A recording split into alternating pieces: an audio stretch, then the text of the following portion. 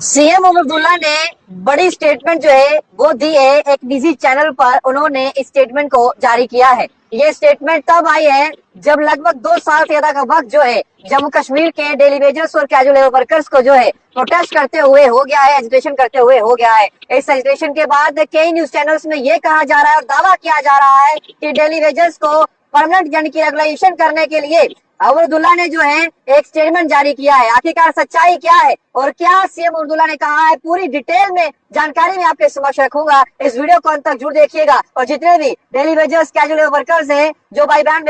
मेरी इस वीडियो को देख रहे हैं वो इस वीडियो को ज्यादा से ज्यादा शेयर बटोर रही है। वो ये है कि एक निजी चैनल पर सीएम अब्दुल्ला ने ये कह दिया कि 2014 से पहले हमारी सरकार ने वो तमाम रोड मैप एक डाटा के साथ तैयार कर लिया था जिसमें कितने डेली वेजर्स है, कैसे रेगुलाइज करना है, कितने वेतन बढ़ाना है, वो तमाम चीजें किस एसआरओ के तहत जो है उन्हें नियमित करना है, वो तमाम चीजें हमने तय कर ली थी। डेडलाइन भी तय हो चुकी थी, लेकिन कुदरत का कहर बरपा एक बार आई जो डल लेक के अंदर आई। उसके बाद आप सभी जानते हैं कि क्या हुआ। ये स्टेटमेंट ऑन रिकॉर्ड है जो मैं आपको बता रहा हूँ, इसमें कोई भी इज या एम का चेंजेस नहीं होंगे। इसके अलावा उन्होंने ये भी कहा कि 2014 के बाद हमारी जो सरकार थी वो जम्मू कश्मीर में नहीं रही और जम्मू कश्मीर के अंदर आई पीडीपी और भाजपा की सरकार। अब उनका काम बनता था, उनका फर्ज बनता था कि डेली वेजर्स को जो है वो पक्का किया जाए, उनके लिए कोई रेगुलाइजेशन पॉलिसी जो है वो लाई जाए, लेकिन ऐसा हुआ नहीं और ऐसा करने की मंशा जो है उनकी दिखी नहीं। उसके बाद उन्होंने ये कह दिया कि अब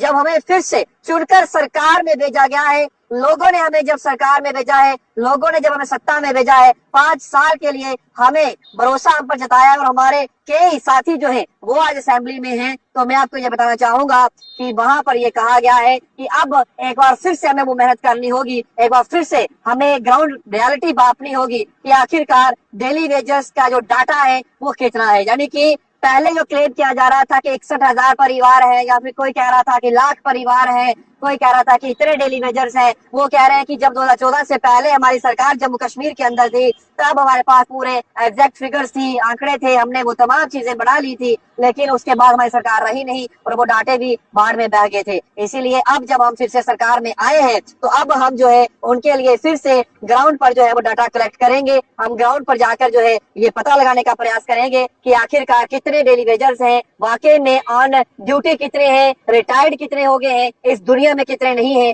जिनके लिए भी हमने कुछ करना है। यानी कि उनकी मंशा है करने की, लेकिन सवाल यही है कि अब ये फिर से डाटा कलेक्ट करने में कितना समय लगेगा। अब ये डाटा जब सरकार के पास आएगा तो सरकार फिर जो है एक नया प्रस्ताव पारित करेगी कैबिनेट में और फिर जाकर कोई बजट अलॉट होगा या फिर कोई रेगुलेशन पॉलिसी को लेकर मंथन जो है वो शुरू किया जा सकता है। अभी इसमें जल्दबाजी नहीं होगी, अभी इसमें जो है 1-2 महीने में फैसला नहीं आने वाला, ये मैं आप लोगों को बताना चाहूंगा। हालांकि कई चैनल्स पर ये कहा जा रहा है कि डाटा बेस तैयार किया जा रहा है, डाटा कलेक्ट किया जा रहा है, तो इस पर भी आप थोड़ा सा विश्वास कम ही करिए, क्योंकि जो सोर्सेज से हमारे पास इंफॉर्मेशन पहुंची है वो ये है कि अभी फिलहाल सरकार का एक ही फोकस है, वो है बजट जम्मू कश्मीर 2025। असेंबली का स्पेशल सेशन शुरू होने जा रहा है, उसी को लेकर सरकार अभी मंथन करेगी। तो 1 और 2 महीना, मार्च का महीने में बजट सेशन होगा, उसके बाद पूरा महीना जो है बजट सेशन के बाद जो है कैबिनेट अपने अपने जो पैसा आया होगा, जहां जहां लगाने के लिए बात कही होगी वहां लगाएगी और वो महीना भी निकल जाएगा। तो आप लाजमी और मान के चलिए कि मार्च के बाद अप्रैल महीने से कुछ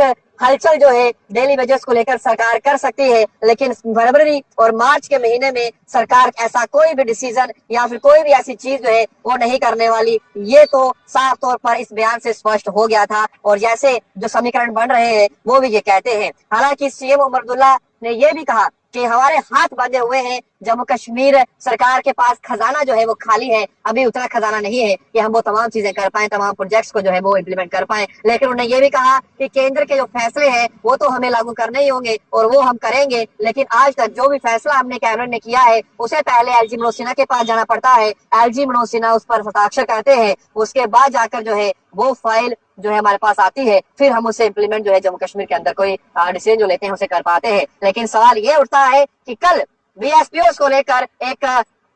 पोस्ट शेयर की गई थी, पोस्ट के बाद काफी खुशी और उम्मीद की किरण जो थी अफरोज के भाइयों के अंदर जगी थी। और मैं आज उन्हें कहूंगा कि घबराइए नहीं,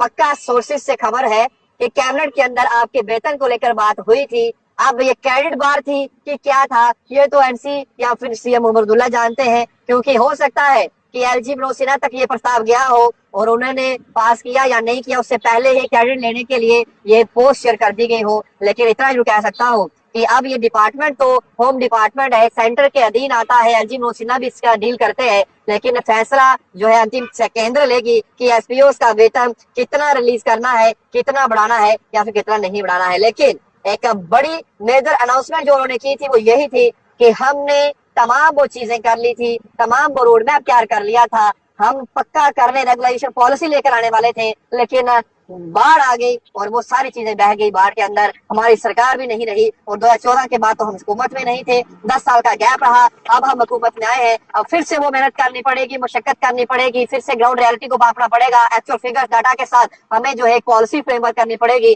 कैसे और कितने रेली वेजर्स जो काम कर रहे हैं, अनप्रेजेंट कितने हैं, ऑन ड्यूटी कितने हैं, रिटायर्ड कितने हो गए, उन तमाम चीजों को ब्यौरा लेने के बाद जो है हम कोई ना कोई फैसला जो है डेली वेजर्स के रेगुलेशन को कर सकते हैं। हालांकि उन्होंने भी नहीं की, एलजी मनोज सिन्हा ने भी ना नहीं की थी। उन्होंने कहा था कि उनके ये एक हक की बात है और ये जायज डिमांड है। हालांकि उन्होंने भी ऐसा नहीं कहा कि ये नाजायज डिमांड है, ये जायज डिमांड नहीं, उन्होंने भी कहा कि अच्छी डिमांड, ये चीज उनको होनी चाहिए और देना चाहिए, हम करेंगे, पहले करना चाहते थे, मंशा थी लेकिन उसको कर नहीं पाए, अब आए हैं, 5 साल का समय है, करेंगे। यानी कि अब ये 5 साल आपको इंतजार करना होगा। आशा और उम्मीद करते हैं कि ये 5 साल ना लगे, अब जल्द ही इसी साल जो है कोई गुड न्यूज डेली वेजर्स और कैजुअल वर्कर्स के लिए आ जाए, एनवाईसी ड्राइवर जंगलात के लिए आ जाए, होम गार्ड्स के लिए आ जाए, लैंड ओनर्स के लिए आ जाए, मिड डे मील वर्कर्स के लिए आ जाए, आशा वर्कर्स के लिए आ जाए, आंगनबाड़ी वर्कर्स के लिए आ जाए। कितने नाम लूंगा, जम्मू कश्मीर के अंदर मसले इतने हैं कि एक एक करके सुलझाने में भी 5 साल का वक्त भी कम लगेगा। लेकिन अभी इस ड्रॉबैक को भरने के लिए सीएम अब्दुल्ला पर विश्वास है, लेकिन कल जो हुआ वो फिर से ना हो, ऐसी आशा उम्मीद हम फिर से